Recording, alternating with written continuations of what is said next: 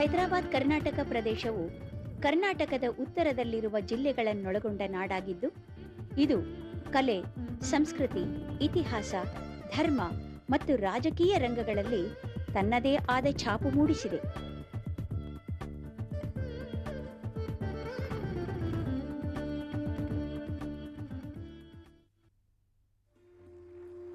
ಭರತ ಭೂಮಿಯ ಚಿನ್ನದ ನಾಡು, ವಜ್ರದ ಬೀಡು, ಕಲ್ಲಿನ ಗಣಿ ಅಲ್ಲದೆ ತೊಗರಿಯ ಕಣಜವೆಂದೇ ಪ್ರಸಿದ್ಧ ಪಡೆದಿರುವ ಕನ್ನಡ ಸಾಹಿತ್ಯದ ಮೂಲ ನೆಲೆವೀಡು, ಹನುಮಂತನ ಜನ್ಮಸ್ಥಳ, ಹಿಂದೂ ನ್ಯಾಯಶಾಸ್ತ್ರದ ಮೂಲ ಪ್ರದೇಶ ಮತ್ತು ಆಧುನಿಕ ನಾಗರಿಕತೆಯ ನಿರ್ಮಾಣದಲ್ಲಿ ಪ್ರಮುಖ ಪಾತ್ರ ವಹಿಸಿರುವ ಸಿಮೆಂಟ್ ಕಾರ್ಖಾನೆಗಳ ಕೇಂದ್ರ ಹಾಗೂ ವಿದ್ಯುತ್ ಸ್ಥಾವರ ಹೊಂದಿರುವ ಹೈದರಾಬಾದ್ ಕರ್ನಾಟಕ ಪ್ರದೇಶದ ದರ್ಶನಕ್ಕೆ ನಿಮಗೆ ಸ್ವಾಗತ. ಇಂತಹ ಮಹಾನ್ ಸಂಸ್ಕೃತಿ ಹೊಂದಿರುವ ಪ್ರದೇಶದಲ್ಲಿ ಹಲವಾರು ಐತಿಹಾಸಿಕ, ಧಾರ್ಮಿಕ ಪ್ರವಾಸಿ ತಾಣಗಳನ್ನು ನಾವು ಕಾಣಬಹುದು. ಆ ಹಲವು ಸ್ಮಾರಕಗಳು ಪ್ರವಾಸಿಗರನ್ನು ಆಕರ್ಷಿಸಲು ಮತ್ತು ಅದರ ಮಾಹಿತಿಯನ್ನು ನೀಡುವ ಉದ್ದೇಶದಿಂದ ಈ ಅದ್ಭುತವಾದ ಮತ್ತು ಪ್ರೇಕ್ಷಕರ ಕಣ್ಮನ ಸೆಳೆಯುವ ಸ್ಥಳಗಳ ಪರಿಚಯವೇ ಈ ಕಾರ್ಯಕ್ರಮದ ಉದ್ದೇಶವಾಗಿದೆ. ಕಲ್ಲರಳಿ ಹೂವಾಗಿ, ಕನ್ನಡ ನಾಡಾಗಿ, ಎಲ್ಲರಿಗೂ ಬೇಕಾಗಿ, ಶಾಸ್ತ್ರೀಯ ಕನ್ನಡದ ಮೊದಲ ತಾಣವಾಗಿ, ಜೈನರ ಕಾವ್ಯದ, ಶರಣರ ವಚನದ, ದಾಸರ ಹಾಡಿನ, ನೃಪತುಂಗನ ನೆಲೆಯ ಪುಣ್ಯಭೂಮಿ ಈ ಹೈದರಾಬಾದ್ ಕರ್ನಾಟಕ ಪ್ರದೇಶ. ಜಗತ್ಪ್ರಸಿದ್ಧ ಪ್ರವಾಸಿ ತಾಣವಾದ ಹಂಪೆ ಅಲ್ಲದೆ ಆದಿ ಮಾನವರ ಕಾಲದ ಹಿರೇಬೆನಕಲ್ಲು, ರಾಮಾಯಣದ ಕುರುಹಾದ ಕಿಷ್ಕಿಂಧ, ಬ್ರಿಟಿಷರ ವಿರುದ್ಧ ಪ್ರಥಮ ಬಾರಿಗೆ ಸ್ವಾತಂತ್ರ್ಯದ ಕಹಳೆಯನ್ನು ಊದಿದ ವೀರ ಅರಸ ರಾಜ ವೆಂಕಟಪ್ಪ ನಾಯಕರ ಗಂಡು ಮೆಟ್ಟಿದ ಈ ನಾಡು. ಇಲ್ಲಿ ಹಲವಾರು ಅರಸು ಮನೆತನಗಳು ಆಳ್ವಿಕೆ ನಡೆಸಿ ಇದರ ಕೀರ್ತಿಯನ್ನು ಉತ್ತುಂಗಕ್ಕೊಯ್ದಿದ್ದಾರೆ. ಧರ್ಮಾಚಾರ್ಯರ, ವೈಚಾರಿಕರ ಮತ್ತು ಐತಿಹಾಸಿಕ ತಾಣಗಳ ಆಗರವಾಗಿರುವ ಈ ಭಾಗ ನಿಜವಾಗಿಯೂ ನಮ್ಮೆಲ್ಲರ ಹೆಮ್ಮೆಯ ವಿಷಯವಾಗಿದೆ. ಹೌದು, ನಿಜ. ಇಲ್ಲಿರುವ ನೆಲ, ಜಲ, ಭಾಷೆ, ಸಂಸ್ಕೃತಿ, ಪರಂಪರೆ, ಐತಿಹ್ಯ, ಹಿರಿಮೆ, ಗರಿಮೆ ಅನನ್ಯ. ಭಾರತ ಸ್ವಾತಂತ್ರ್ಯ ನಂತರವೂ ಈ ಭಾಗದ 6 ಜಿಲ್ಲೆಗಳಾದ ಬೀದರ್, ಗುಲ್ಬರ್ಗಾ, ಯಾದಗಿರಿ, ರಾಯಚೂರು, ಕೊಪ್ಪಳ ಮತ್ತು ಬಳ್ಳಾರಿಗಳು ಹೈದರಾಬಾದ್ ನಿಜಾಮನ ಕಪಿಮುಷ್ಟಿಯಲ್ಲಿದ್ದವು. ಅಂದಿನ ಗೃಹ ಮಂತ್ರಿ, ಉಕ್ಕಿನ ಮನುಷ್ಯ ಸರ್ದಾರ್ ವಲ್ಲಭಭಾಯಿ ಪಟೇಲರ ಪರಿಶ್ರಮದ ಫಲವಾಗಿ 1948ರ ಸೆಪ್ಟೆಂಬರ್ 17ರಂದು ಈ ಭಾಗ ವಿಮುಕ್ತಿಗೊಂಡು ಸ್ವತಂತ್ರ ಭಾರತದ ಒಕ್ಕೂಟಕ್ಕೆ ಸೇರ್ಪಡೆಯಾಯಿತು. ಹೀಗಾಗಿ ಈ ಪ್ರದೇಶವನ್ನು ಹೈದರಾಬಾದ್ ಕರ್ನಾಟಕ ಪ್ರದೇಶ ಎಂದು ಕರೆಯಲಾಯಿತು. ಹೈದರಾಬಾದ್ ಕರ್ನಾಟಕ ಪ್ರದೇಶದಲ್ಲಿ ಕಾರಂಜಾ, ಭೀಮಾ, ಕೃಷ್ಣ, ತುಂಗಭದ್ರಾ ಮುಂತಾದ ಪುಣ್ಯ ನದಿಗಳು ಹರಿಯುತ್ತವೆ. ಈ ಧರೆ ಸಿರಿಧರೆ. ಈ ಭಾಗದಲ್ಲಿ ವೈಶಿಷ್ಟ್ಯ, ವೈವಿಧ್ಯತೆಗಳ ಜೊತೆಗೆ ಹಲವಾರು ವೈಚಿತ್ರ್ಯಗಳನ್ನೂ ಕೂಡ ಕಾಣಬಹುದು. ಕರ್ನಾಟಕದ ಕಿರೀಟ ಎಂದು ಕರೆಸಿಕೊಳ್ಳುವ ಬೀದರ್ ಜಿಲ್ಲೆ ಕರ್ನಾಟಕದ ತುತ್ತ ತುದಿಯ ಜಿಲ್ಲೆಯಾಗಿದೆ. ರಾಷ್ಟ್ರೀಯ ಹೆದ್ದಾರಿಯ ಮುಖಾಂತರ ಹೈದರಾಬಾದಿನಿಂದ ಸುಮಾರು 125 ಕಿಲೋಮೀಟರ್ ದೂರದಲ್ಲಿರುವ ಈ ಜಿಲ್ಲೆಯಲ್ಲಿ ಕಲ್ಯಾಣಿ ಚಾಲುಕ್ಯರು, ರಾಷ್ಟ್ರಕೂಟರು, ಕಲಚೂರಿಗಳು ಹಾಗೂ ಬಹಮನಿ ಸಾಮ್ರಾಜ್ಯದ ಅರಸರು ಆಳ್ವಿಕೆ ನಡೆಸಿದ್ದಾರೆ. ಜಿಲ್ಲಾ ಕೇಂದ್ರದಲ್ಲಿರುವ ಬೀದರ್ ಕೋಟೆ ಬಹಮನಿ ಸಾಮ್ರಾಜ್ಯದ ಅದ್ಭುತ ಕೊಡುಗೆಯಾಗಿದೆ. 300 ಎಕರೆ ಪ್ರದೇಶದಲ್ಲಿರುವ ಈ ವಿಶಾಲವಾದ ಕೋಟೆಯ ಭವ್ಯತೆ ತುಂಬಾ ವೈಶಿಷ್ಟ್ಯಪೂರ್ಣವಾದದ್ದು. ಮೂಲತಃ ರಾಷ್ಟ್ರಕೂಟರಿಂದ ನಿರ್ಮಿಸಲ್ಪಟ್ಟಿರುವ ಈ ಕೋಟೆ ನಂತರದ ದಿನಗಳಲ್ಲಿ ಬಹಮನಿ ಸಾಮ್ರಾಜ್ಯದವರಿಂದ ನವೀಕರಿಸಲ್ಪಟ್ಟಿತು. ಸುಮಾರು 3 ಮೈಲಿಗಳಷ್ಟು ನಡೆದರೆ ಮಾತ್ರ ಈ ಕೋಟೆಯನ್ನು ಸಂಪೂರ್ಣವಾಗಿ ವೀಕ್ಷಿಸಲು ಸಾಧ್ಯ. ವಿಶಾಲವಾದ ಸಭಾ ಮಂಟಪಗಳು, ಕಮಾನುಗಳು, ಸುಸಜ್ಜಿತವಾದ ಕೋಣೆಗಳು ತುಂಬಾ ಆಕರ್ಷಣೀಯವಾಗಿವೆ. ಈ ಸ್ಮಾರಕದಲ್ಲಿ ಅಳವಡಿಸಿರುವ ಕುಸುರಿ ಕಲೆ ಸುಪ್ರಸಿದ್ಧ ಆಗ್ರಾದ ತಾಜ್ಮಹಲ್ ಅನ್ನು ಹೋಲುವಂತಿದೆ. ಇಲ್ಲಿ ಸುಮಾರು 52 ಬಾವಿಗಳು ಒಂದಕ್ಕೊಂದು ಸಂಪರ್ಕ ಪಡೆದುಕೊಂಡಿವೆ. ಭಾರತದ ಸರ್ವೇಕ್ಷಣಾ ಇಲಾಖೆ ನಡೆಸುತ್ತಿರುವ ಉತ್ಖನನದಲ್ಲಿ ಭೂಗರ್ಭದಲ್ಲಿ ಹುದುಗಿರುವ ಇನ್ನೂ ಹಲವು ಸ್ಮಾರಕಗಳು ದೊರೆಯುವ ಸಂಭವ ಇದೆ ಎಂದು ಊಹಿಸಲಾಗಿದೆ. ಏಷಿಯಾ ಖಂಡದ ಪ್ರಪ್ರಥಮ ವಿಶ್ವವಿದ್ಯಾಲಯವೆಂದೇ ಪ್ರಖ್ಯಾತಿ ಪಡೆದ ಗವಾನನ ಮದರ್ಸಾ ಬೀದರ್ ನಗರದಲ್ಲಿ ಕಂಗೊಳಿಸುತ್ತಿದೆ. ಕ್ರಿಸ್ತಶಕ 15ನೇ ಶತಮಾನದಲ್ಲಿ ಈ ವಿಶ್ವವಿದ್ಯಾಲಯ ನಿರ್ಮಿಸಲ್ಪಟ್ಟಿತು. ಮೊಹಮ್ಮದ್ ಗವಾನನು ನಿರ್ಮಿಸಿದ ವಿಶ್ವಮಾನ್ಯ ವಿದ್ಯಾಸಂಸ್ಥೆಯೆಂದೇ ಕರೆಸಿಕೊಂಡ ಮದರ್ಸಾ ಅತ್ಯದ್ಭುತ ಐತಿಹಾಸಿಕ ಸ್ಮಾರಕವಾಗಿದೆ. ಮೊಹಮ್ಮದ್ ಗವಾನ್ ಒಬ್ಬ ಶ್ರೇಷ್ಠ ವಿದ್ವಾಂಸ ಮತ್ತು ದೂರದೃಷ್ಟಿಯ ಮೇಧಾವಿಯಾಗಿದ್ದ. ಈ ಮದರ್ಸಾ ಈಗಲೂ ಸುಸಜ್ಜಿತವಾಗಿದ್ದು, ಅಧ್ಯಯನ ಕೋಣೆಗಳು, 3 ಅಂತಸ್ತಿನ ಕಟ್ಟಡಗಳ ಮೇಲೆ ಹತ್ತಲು ಮೆಟ್ಟಿಲುಗಳು, ಪರ್ಷಿಯಾ ಶಿಲ್ಪ ಮಾದರಿಯಲ್ಲಿದ್ದು ಎತ್ತರವಾದ ಗೋಪುರಗಳಿಂದ ಆವರಿಸಿದೆ. ಪ್ರಾಚೀನ ಶಿಕ್ಷಣ ಪದ್ಧತಿಯನ್ನು ನೆನಪಿಸುವ ಈ ಮದರಸಾ ಶಿಕ್ಷಣ ಪ್ರೇಮಿಗಳು, ವಿದ್ಯಾರ್ಥಿಗಳು ನೋಡಿ ಆನಂದಿಸಬೇಕಾದ ರಾಷ್ಟ್ರೀಯ ಸ್ಮಾರಕವಾಗಿದೆ. ಬೀದರ್ ನಗರದಲ್ಲಿರುವ ಮತ್ತೊಂದು ಅದ್ಭುತ ಪ್ರವಾಸಿ ತಾಣ ಎಂದರೆ ನರಸಿಂಹ ಝರಣಿ. ಈ ದೇವಸ್ಥಾನ ಗುಹಾಂತರ ದೇವಾಲಯವಾಗಿದೆ. ನಗರದ ಹೊರವಲಯದಲ್ಲಿರುವ ಈ ದೇವಸ್ಥಾನವು ಪೌರಾಣಿಕ ಮಹತ್ವವುಳ್ಳ ಪುರಾತನ ಸ್ಥಳ. ವಿಷ್ಣು ಪರಮಾತ್ಮನು ಝರಾ ಎಂಬ ರಾಕ್ಷಸನನ್ನು ಸಂಹಾರ ಮಾಡಿದನೆಂಬುದು ಇಲ್ಲಿಯ ಪ್ರತೀತಿ. ಸುಮಾರು 3 ಅಡಿ ನೀರಿನಲ್ಲಿ ನಡೆಯುತ್ತಾ ಹೋದಾಗ ಮಾತ್ರ ನರಸಿಂಹಸ್ವಾಮಿಯ ಮೂರ್ತಿ ಕಂಡುಬರುತ್ತದೆ. ಹೌದು, ಆರಂಭದಲ್ಲಿ ಭಯಾನಕವೆನಿಸುವ ಈ ಗುಹಾಂತರ ದೇವಾಲಯ ನೀರಿನಲ್ಲಿ ನಡೆದಂತೆಲ್ಲ ಖುಷಿ ನೀಡುತ್ತದೆ. ಗುಹೆಯ ಒಳಗಡೆ ಅನೇಕ ಬಾವಲಿಗಳ ಹಾರಾಟ ಭಯವೆನಿಸುತ್ತದೆ. ಬೀದರ್ ನಗರದಲ್ಲಿ ಇರುವ ಮತ್ತೊಂದು ಅದ್ಭುತ ಕ್ಷೇತ್ರ ಎಂದರೆ ನಾನಕ್ ಝರಾ. ಅಮೃತ್ಸರ್, ನಾಂದೇಡದಂತೆ ಬೀದರದ ನಾನಕ್ ಝರಾ ಕೂಡ ಸಿಖ್ಖರಿಗೆ ಪವಿತ್ರವಾದ ಸ್ಥಳವಾಗಿದೆ. ಸಿಖ್ ಗುರು ಶ್ರೀ ಗುರುನಾನಕ್ ಅವರ ಚರಣ ಸ್ಪರ್ಶದಿಂದ ಪವಿತ್ರವಾದ ಭೂಮಿ ಇದು. ಇಲ್ಲಿ ಒಂದು ವಿಶಾಲವಾದ ಗುರುದ್ವಾರ, ಸುಂದರವಾದ ಉದ್ಯಾನವನ, ಅತ್ಯಂತ ಸ್ವಚ್ಛ ಹಾಗೂ ಸುಂದರ ಪರಿಸರವಿದೆ. ಅಲ್ಲದೆ ಕಲ್ಯಾಣ ಮಂಟಪ, ಪ್ರವಾಸಿ ಮಂದಿರದ ಸೌಲಭ್ಯ ಹಾಗೂ ವೃತ್ತಿಪರ ಶಿಕ್ಷಣ ಸಂಸ್ಥೆಗಳು ಕಾರ್ಯನಿರ್ವಹಿಸುತ್ತಿವೆ.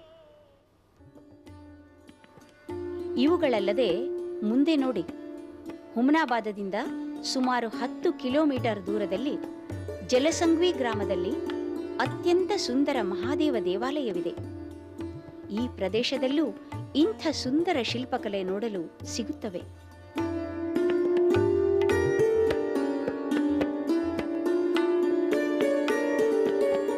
ಬೀದರ್ ಜಿಲ್ಲೆಯ ಬಸವ ಕಲ್ಯಾಣದ ಅನುಭವ ಮಂಟಪವು ವಿಶ್ವದ ಮೊದಲನೇ ಪಾರ್ಲಿಮೆಂಟ್ ಎಂದೇ ಸುಪ್ರಸಿದ್ಧವಾಗಿದೆ. ಇದು 12ನೇ ಶತಮಾನದಲ್ಲಿ ವಚನ ಸಾಹಿತ್ಯದ ಮೂಲಕ ವೈಚಾರಿಕ ಕ್ರಾಂತಿಯನ್ನು ಹುಟ್ಟುಹಾಕಿದ ಸ್ಥಳ. ವಿಶ್ವಗುರು ಬಸವಣ್ಣನವರು ಬಿಜ್ಜಳನ ಆಸ್ಥಾನದಲ್ಲಿ ಮಂತ್ರಿಗಳಾಗಿದ್ದು, ಇಲ್ಲಿ ಅನುಭವ ಮಂಟಪವನ್ನು ಸ್ಥಾಪಿಸಿ ಎಲ್ಲರಿಗೂ ಸಮಾನ ಅವಕಾಶಗಳನ್ನು ಕಲ್ಪಿಸಿದರು.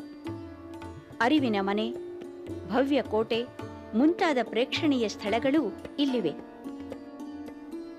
ಬಸವ ಕಲ್ಯಾಣ ತಾಲೂಕಿನಿಂದ ಕೇವಲ 3 ಕಿಲೋಮೀಟರ್ ದೂರದಲ್ಲಿ ನಾರಾಯಣಪುರವೆಂಬ ಪುಟ್ಟ ಗ್ರಾಮವಿದೆ. ಇಲ್ಲಿ ಚಾಲುಕ್ಯರ ಕಾಲದ ಹೊಯ್ಸಳೇಶ್ವರ ದೇವಸ್ಥಾನ ಅಥವಾ ಶಿವ ಮಂದಿರವೆಂಬ ಒಂದು ಅದ್ಭುತವಾದ ಶಿಲ್ಪಕಲೆಯಿಂದ ಕೂಡಿದ ದೇವಸ್ಥಾನವಿದೆ. ಈ ದೇವಾಲಯವನ್ನು ಕಲ್ಯಾಣಿ ಚಾಲುಕ್ಯರ ದೊರೆ 6ನೇ ವಿಕ್ರಮಾದಿತ್ಯನು ಕಟ್ಟಿಸಿದ ಎಂಬ ಉಲ್ಲೇಖಗಳಿವೆ. ಈ ದೇವಾಲಯದ ಪ್ರದಕ್ಷಿಣಾ ಪಥದಲ್ಲಿ ಶಿಲಾಬಾಲಿಕೆಯರ ಮೂರ್ತಿಗಳು ಅತ್ಯಾಕರ್ಷಕವಾಗಿವೆ. ಬೀದರ್ ಜಿಲ್ಲೆ ಬಿದರಿ ಕುಸರಿ ಕಲೆಗೆ ಜಗತ್ ಪ್ರಸಿದ್ಧವಾಗಿದ್ದು ನಮ್ಮೆಲ್ಲರ ಹೆಮ್ಮೆಯ ವಿಷಯವೂ ಆಗಿದೆ. ಈಗ ನಾವು ಗುಲ್ಬರ್ಗಾ ಜಿಲ್ಲೆಯ ಕಡೆಗೆ ಹೋಗೋಣ. ಗುಲ್ ಅಂದರೆ ಹೂ ಮತ್ತು ಬರ್ಗ್ ಅಂದರೆ ರಾಶಿ ಅಥವಾ ತೋಟ. ಒಟ್ಟಿನಲ್ಲಿ ಗುಲ್ಬರ್ಗಾ ಎಂದರೆ ಹೂವಿನ ತೋಟ. ಅಲ್ಲದೆ ಸುಣ್ಣದ ಕಲ್ಲಿನ ಖನಿಜ ಸಂಪತ್ತನ್ನು ಹೊಂದಿರುವ ಹೈದರಾಬಾದ್ ಕರ್ನಾಟಕ ವಿಭಾಗೀಯ ಕೇಂದ್ರ ಸ್ಥಾನ ಗುಲ್ಬರ್ಗಾವನ್ನು ಕಲ್ಬುರ್ಗಿ ಅಂತಲೂ ಕರೆಯುತ್ತಾರೆ. ಸಾವಳಗಿ ಶಾಸನದಲ್ಲಿ ನಿರೂಪಿಸಿರುವಂತೆ ಇದನ್ನು ಕಲ್ಲಂಬುರ್ಗಿ ಎಂದು ಉಲ್ಲೇಖಿಸಲಾಗಿದ್ದು, ಕಾಲಕ್ರಮೇಣವಾಗಿ ಜನಭಾಷೆಯಲ್ಲಿ ಕಲ್ಬುರ್ಗಿಯಾಗಿ ಮಾರ್ಪಾಡು ಹೊಂದಿತು. ಕಲ್ಬುರ್ಗಿ ಕನ್ನಡ ಸಾಹಿತ್ಯದ ತವರು ಜಿಲ್ಲೆ. ಕನ್ನಡದ ಪ್ರಥಮ ಉಪಲಬ್ಧಿ ಕೃತಿ ನೃಪತುಂಗ ಅಮೋಘ ವರ್ಷನಿಂದ ರಚಿಸಿದ ಕವಿರಾಜ ಮಾರ್ಗ ರಚನೆಯಾಗಿದ್ದು ಗುಲ್ಬರ್ಗಾ ಜಿಲ್ಲೆಯ ಮಳಖೇಡದಲ್ಲಿ. ಇಲ್ಲಿ ಕಾಗಿಣಾ ನದಿಯ ದಂಡೆಯ ಮೇಲೆ ಶ್ರೀ ಜಯತೀರ್ಥರ ವೃಂದಾವನವಿದೆ. ಸಾವಿರಾರು ಭಕ್ತರು ಶ್ರೀ ಟೀಕಾಚಾರ್ಯರ ದರ್ಶನಕ್ಕೆ ಆಗಮಿಸಿ ಅವರ ಅನುಗ್ರಹಕ್ಕೆ ಪಾತ್ರರಾಗುತ್ತಾರೆ. ಗುಲ್ಬರ್ಗಾ ಕರ್ನಾಟಕದ ದೊಡ್ಡ ಜಿಲ್ಲೆಗಳಲ್ಲೊಂದು. ಇಲ್ಲಿ 6ನೇ ಶತಮಾನದ ಚಾಲುಕ್ಯರು, ರಾಷ್ಟ್ರಕೂಟರು, ನಂತರ ಬಹಮನಿ ಸುಲ್ತಾನರು ಹಾಗೂ ಸುರಪುರದ ನಾಯಕರು ಆಳ್ವಿಕೆ ನಡೆಸಿದ್ದಾರೆ. ಪೌರಾಣಿಕ ಹಾಗೂ ಐತಿಹಾಸಿಕ ಮಹತ್ವಗಳೆರಡನ್ನೂ ಪಡೆದಿರುವ ಗುಲ್ಬರ್ಗಾ ಅದ್ಭುತ ಜಿಲ್ಲೆಗಳಲ್ಲಿ ಒಂದು. ಗುಲ್ಬರ್ಗಾ ನಗರದ ಹೃದಯ ಭಾಗದಲ್ಲಿರುವ ಶ್ರೀ ಶರಣಬಸವೇಶ್ವರ ದೇವಸ್ಥಾನ ಅತ್ಯಂತ ಸುಪ್ರಸಿದ್ಧ ಯಾತ್ರಾ ಸ್ಥಳವಾಗಿದ್ದು, 18ನೇ ಶತಮಾನದಲ್ಲಿದ್ದ ಮಹಾದಾಸೋಹಿ ಶ್ರೀ ಶರಣಬಸವೇಶ್ವರರು ಅರಳಗುಂಡಿಗೆಯಿಂದ ಬಂದು ಇಲ್ಲಿ ನೆಲೆಸಿದ್ದಾರೆ. ಶರಣ ಮತ್ತು ಬಸವ ಎಂಬ ಗುರು ಶಿಷ್ಯರ ಮೂರ್ತಿ ಸಮಾನವಾಗಿ ಗರ್ಭಗುಡಿಯಲ್ಲಿ ಇರುವುದು ವೈಶಿಷ್ಟ್ಯವಾಗಿದೆ.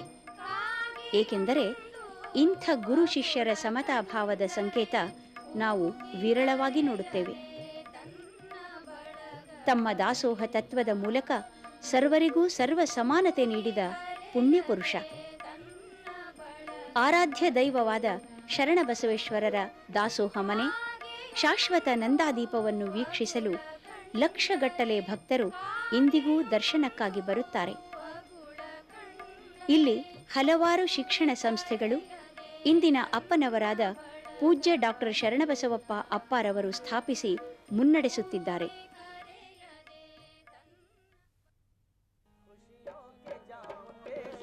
ಗುಲ್ಬರ್ಗಾದ ಮತ್ತೊಂದು ಸುಪ್ರಸಿದ್ಧ ಧಾರ್ಮಿಕ ಯಾತ್ರಾ ಸ್ಥಳ ಖಾಜಾ ಬಂದೇ ನವಾಜ್ ದರ್ಗಾ.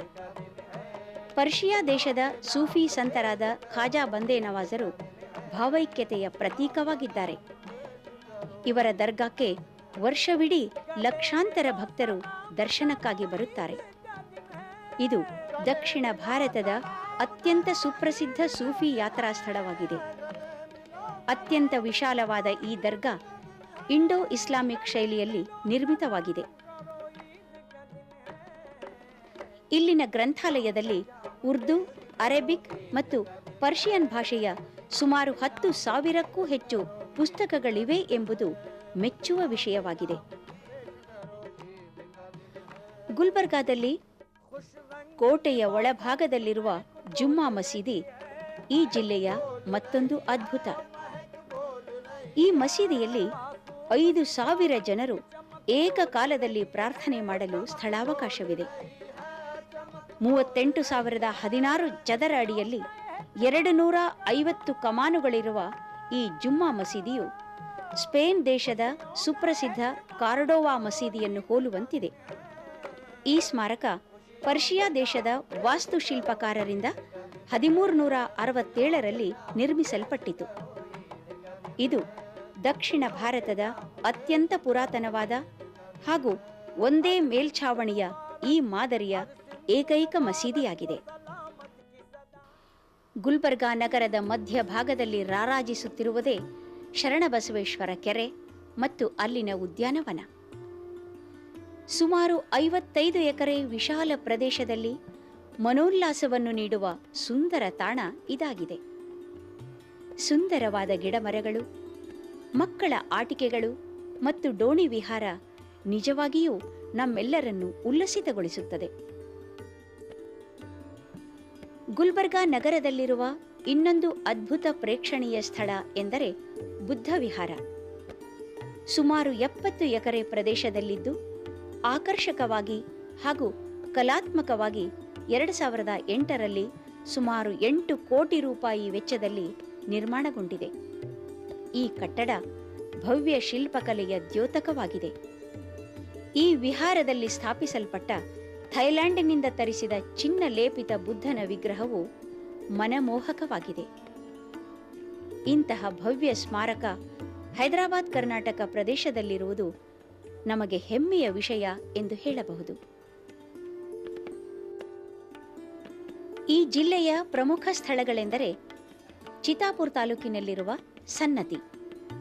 ಇದು ಪುರಾಣ ಪ್ರಸಿದ್ಧ ಹಾಗೂ ಐತಿಹಾಸಿಕ ಮಹತ್ವವುಳ್ಳ ಪ್ರವಾಸಿ ಕೇಂದ್ರವಾಗಿದೆ. ಇಲ್ಲಿ ಚಂದ್ರಲಾ ಪರಮೇಶ್ವರಿಯ ಪ್ರಾಚೀನ ಹಾಗೂ ಅತ್ಯಂತ ಜಾಗೃತವಾದ ದೇವಾಲಯವಿದೆ. ಕಳೆದ 1 ದಶಕದಿಂದ ಇಲ್ಲಿ ಭಾರತೀಯ ಪ್ರಾಚ್ಯವಸ್ತು ಇಲಾಖೆಯವರು ಉತ್ಖನನ ನಡೆಸಿ ಬೌದ್ಧ ಧರ್ಮದ ಅನೇಕ ಅವಶೇಷಗಳನ್ನು ಹಾಗೂ ಅಶೋಕನ ಶಿಲಾಶಾಸನಗಳನ್ನು ಪತ್ತೆ ಹಚ್ಚಿದ್ದಾರೆ. ಇದೊಂದು ಪುರಾತನವಾದ ಬೌದ್ಧ ನೆಲೆ ಎಂದು ಗುರುತಿಸಲಾಗಿದ್ದು, ಸನ್ನತಿಯಿಂದ ಸುಮಾರು 3 ಕಿಲೋಮೀಟರ್ ದೂರದಲ್ಲಿ ಕನಗನಹಳ್ಳಿಯಲ್ಲಿ ಒಂದು ಬೌದ್ಧ ಸ್ತೂಪದ ಅವಶೇಷಗಳು ದೊರೆತಿವೆ. ಇದು ಕ್ರಿಸ್ತಪೂರ್ವ 3ನೇ ಶತಮಾನದ ಸ್ತೂಪದ ಅವಶೇಷವಾಗಿದೆ ಎಂದು ಅಂದಾಜು ಮಾಡಲಾಗಿದೆ.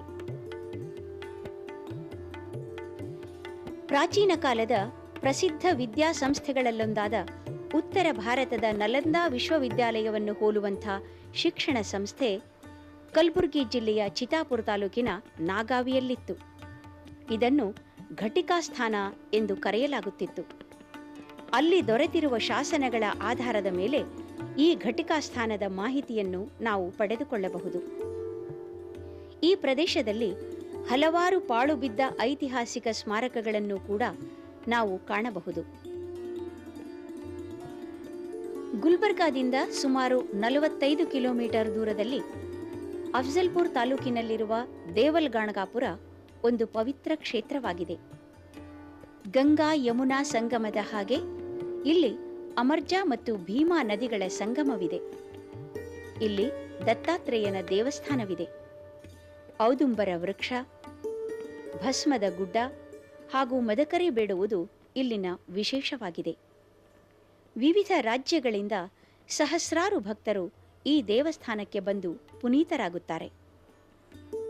ಸೇಡಂ ತಾಲೂಕಿನಲ್ಲಿರುವ ಯಾನಾಗುಂದಿ ಒಂದು ತಪೋಭೂಮಿ. ಮಾತಾ ಮಾಣಿಕೇಶ್ವರಿ ಎಂಬ 75 ವರ್ಷದ ತಾಯಿ ಅನ್ನ ಆಹಾರಗಳಿಲ್ಲದೆ ಕೇವಲ ಗಾಳಿಯನ್ನು ಸೇವಿಸುತ್ತಾ ಒಂದು ಗುಹೆಯಲ್ಲಿ ಬದುಕಿದ್ದಾರೆ ಎಂದು ನಂಬಲಾಗಿದೆ. ಇದೊಂದು ವಿಚಿತ್ರವಲ್ಲವೇ? ಈ ತಾಯಿ ವರ್ಷದಲ್ಲಿ 1-2 ಬಾರಿ ಮಾತ್ರ ಹೊರಗಡೆ ಬಂದು ದರ್ಶನ ಕೊಡುತ್ತಾರೆ. ಇದು ಈ ಭಾಗದ ಜನತೆಯ ಅತ್ಯಂತ ಪವಿತ್ರ ಸ್ಥಳವಾಗಿ ಪರಿಣಮಿಸಿದೆ. ಇತ್ತೀಚೆಗಷ್ಟೇ ಗುಲ್ಬರ್ಗಾ ಜಿಲ್ಲೆಯಿಂದ ವಿಭಜನೆಗೊಂಡು ಯಾದಗಿರಿ ಜಿಲ್ಲೆ ರೂಪುಗೊಂಡಿದೆ. ಇದು ಯಾದಗಿರಿ, ಸುರಪುರ್ ಮತ್ತು ಶಹಾಪುರ ತಾಲೂಕುಗಳನ್ನೊಳಗೊಂಡ ವಿನೂತನ ಜಿಲ್ಲೆ. ಪ್ರಾಕೃತಿಕ ಹಾಗೂ ಸಾಂಸ್ಕೃತಿಕ ಸಂಪತ್ತಿನಿಂದ ಸಮೃದ್ಧವಾದ ಈ ಜಿಲ್ಲೆಯ ಪ್ರಮುಖ ಪ್ರವಾಸಿ ತಾಣಗಳನ್ನು ನೋಡೋಣ.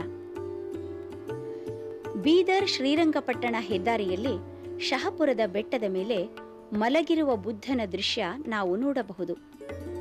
ಇದರ ವೈಶಿಷ್ಟ್ಯತೆ ಎಂದರೆ ಈ ಬೆಟ್ಟ ಪ್ರಕೃತಿ ದತ್ತವಾಗಿಯೇ ಬುದ್ಧನ ಆಕಾರ ತಾಳಿದ್ದು ಬುದ್ಧನೇ ಮಲಗಿರುವಂತೆ ಭಾಸವಾಗುತ್ತದೆ.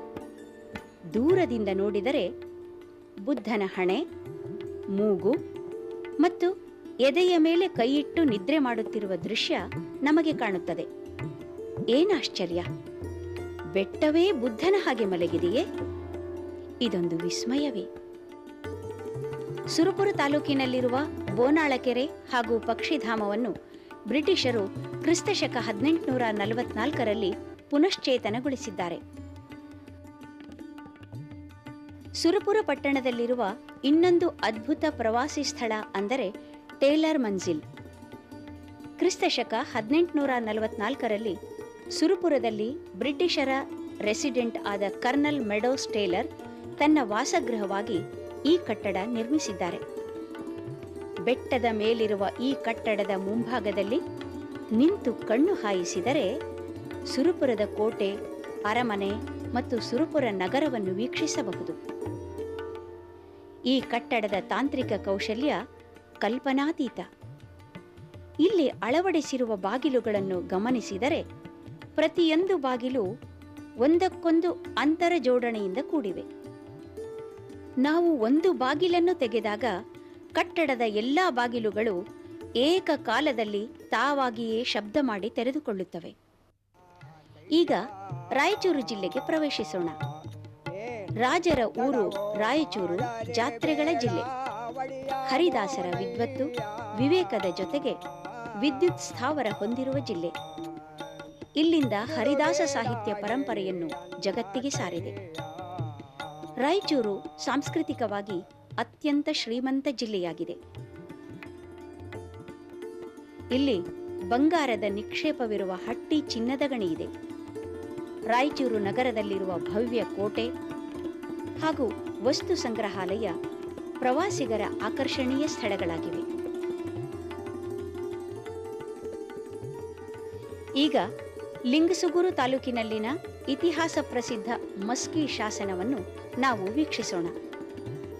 ಸಾಮ್ರಾಟ್ ಅಶೋಕನ ಇತಿಹಾಸ ತಿಳಿಯಲು ಈ ಶಾಸನ ತುಂಬಾ ಮಹತ್ವದ್ದು. ಕ್ರಿಸ್ತಪೂರ್ವ 250ರಲ್ಲಿ ಅಶೋಕನನ್ನು ಪ್ರಥಮ ಬಾರಿಗೆ ದೇವಾನಾಂಪ್ರಿಯ ಅಶೋಕ ಹೆಸರು ಎಂಬುದು ಈ ಶಾಸನದಲ್ಲಿ ಉಲ್ಲೇಖಿಸಲಾಗಿದೆ. ಭಾರತೀಯ ಪ್ರಾಚ್ಯ ವಸ್ತು ಇಲಾಖೆಯಿಂದ ಸಂರಕ್ಷಿಸಲ್ಪಟ್ಟ ಇದು ರಾಷ್ಟ್ರೀಯ ಸ್ಮಾರಕವಾಗಿದೆ.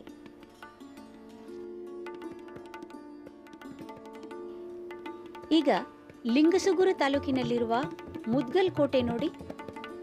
ಇದು ಕ್ರಿಸ್ತಶಕ 14ನೇ ಶತಮಾನದ ವಿಜಯನಗರದ ಅರಸರ ಕಾಲದಲ್ಲಿ ನಿರ್ಮಿತವಾಗಿರುವ ತುಂಬಾ ವಿಶಾಲವಾದ ಕೋಟೆಯಾಗಿದೆ. ಇದು ಹೈದರಾಬಾದ್ ಕರ್ನಾಟಕದ ಹೆಮ್ಮೆಯ ಕೋಟೆಗಳಲ್ಲೊಂದು.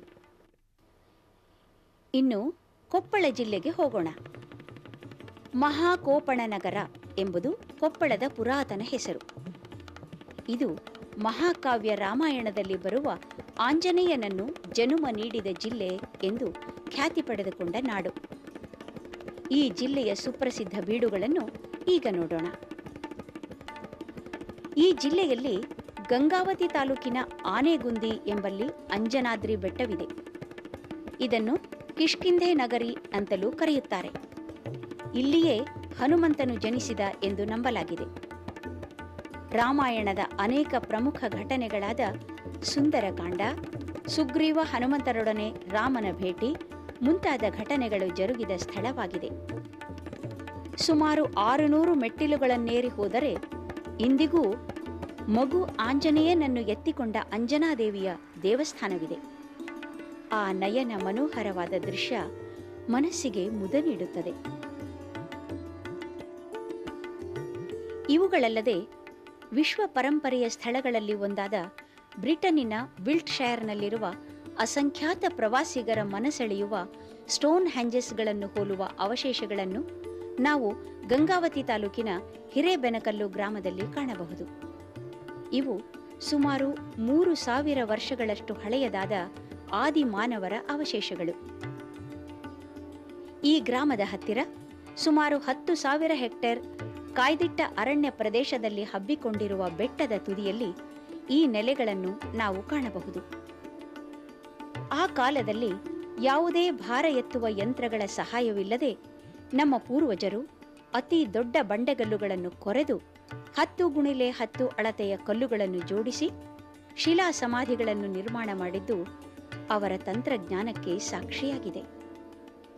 ಇದೊಂದು ಅದ್ಭುತವಾದ ಮತ್ತು ಕಲ್ಪನಾತೀತವಾದ ನಿಬ್ಬೆರಗಾಗಿಸುವಂತಹ ಜಾಗ. ಇದು ಪ್ರಾಚೀನ ಕಾಲದ ಜನಜೀವನ ಬಿಂಬಿಸುವ ಸ್ಥಳವಾಗಿದೆ. ಈ ಶಿಲಾ ಸಮಾಧಿಗಳನ್ನು ಸ್ಥಳೀಯರು ಮೊರೆರಾ ಮನೆಗಳೆಂದು ಮತ್ತು ಅಲ್ಲಿರುವ ಬೆಟ್ಟಕ್ಕೆ ನಗಾರಿ ಗುಡ್ಡವೆಂದು ಕರೆಯುತ್ತಾರೆ. ಕೊಪ್ಪಳ ಜಿಲ್ಲೆಯ ಯಲಬುರ್ಗಾ ತಾಲೂಕಿನಲ್ಲಿರುವ ಇಟಗಿ ಒಂದು ಚಿಕ್ಕ ಗ್ರಾಮವಾದರೂ ಅದ್ಭುತವಾದ ತಾಣ.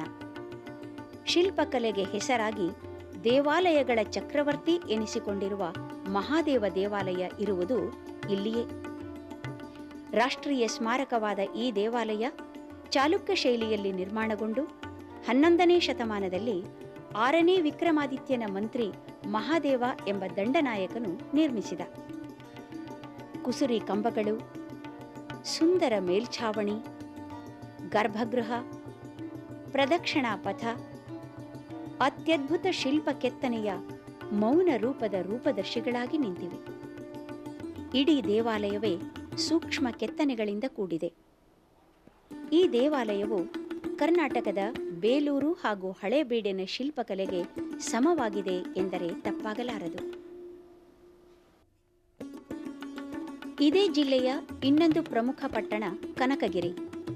ಕಣ್ಣಿದ್ದವರು ಕನಕಗಿರಿ ನೋಡಬೇಕು ಮತ್ತು ಕಾಲಿದ್ದವರು ಹಂಪಿಯನ್ನು ನೋಡಬೇಕು ಎಂಬ ನಾಣ್ಣುಡಿಗೆ ಕನಕಗಿರಿ ಸೂಕ್ತವಾಗಿದೆ. ಇಲ್ಲಿರುವ ಲಕ್ಷ್ಮೀ ನರಸಿಂಹಸ್ವಾಮಿ ಅಥವಾ ಕನಕಾಚಲ ದೇವಸ್ಥಾನ ಅತಿ ಸುಂದರವಾದ ಶಿಲ್ಪಕಲಾ ವೈಭವದಿಂದ ಕೂಡಿದೆ. ಈ ದೇವಾಲಯ ವಿಜಯನಗರ ಸಾಮ್ರಾಜ್ಯದ ಚಕ್ರವರ್ತಿ ಶ್ರೀಕೃಷ್ಣದೇವರಾಯರ ಸಹಕಾರದಿಂದ ನವಾಬ ಉಡಚನಾಯಕನು ನಿರ್ಮಿಸಿದನು. ವಿಶಾಲವಾದ ಪ್ರದಕ್ಷಿಣಾ ಪಥ, ಅದ್ಭುತ ಶಿಲ್ಪಕಲೆಗಳಿಂದ ಕೂಡಿದ ಸ್ತಂಭಗಳು, ಹೊರಗಡೆ ಇರುವ ಬೃಹತ್ ಆಂಜನೇಯ ಮೂರ್ತಿ ಇಲ್ಲಿಯ ವೈಶಿಷ್ಟ್ಯ.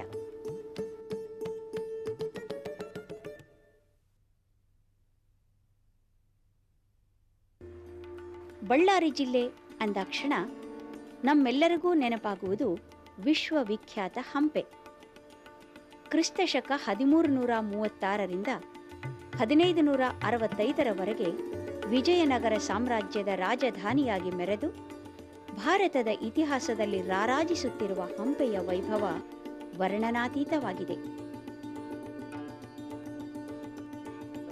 ಆನೆಗುಂದಿಯಿಂದ ಡೋಣಿ ವಿಹಾರದ ಮೂಲಕ ಕೇವಲ 10 ನಿಮಿಷದಲ್ಲಿ ತುಂಗಭದ್ರೆಯನ್ನು ದಾಟಿ ಹಂಪೆಯನ್ನು ತಲುಪಬಹುದು.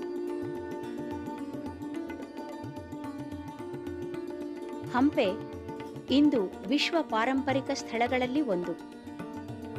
ಹಂಪೆಯಲ್ಲಿನ ಪ್ರತಿಯೊಂದು ಶಿಲೆ ಮೌನ ರೂಪದಲ್ಲಿ ನಿಂತು ತನ್ನ ಕಥೆಯನ್ನು ಹೇಳುತ್ತದೆ. ವಿರೂಪಾಕ್ಷ ದೇವಸ್ಥಾನ, ಹಜಾರರಾಮನ ಗುಡಿ, ಮಹಾನವಮಿ ದಿಬ್ಬ, ಕಲ್ಲಿನ ರಥ, ಸಂಗೀತ ಶಿಲೆಗಳು, ಕಮಲ ಮಹಲ್, ಉಗ್ರ ನರಸಿಂಹರ ಮೂರ್ತಿ, ಸಾಸಿವೆ ಕಾಳು ಮತ್ತು ಕಡಲೆಕಾಳು ಗಣಪತಿ, ಹೀಗೆ ಹಂಪೆಯ ಪಟ್ಟಿ ಬೆಳೆಯುತ್ತಲೇ ಹೋಗುತ್ತದೆ. ಹಂಪೆಯ ಶಿಲ್ಪಕಲಾ ವೈಭವವನ್ನು ಅನೇಕ ವಿದೇಶಿ ಪ್ರವಾಸಿಗರು ಮೊದಲು ಮಾಡಿ ಹಾಡಿ ಹೊಗಳಿದ್ದಾರೆ.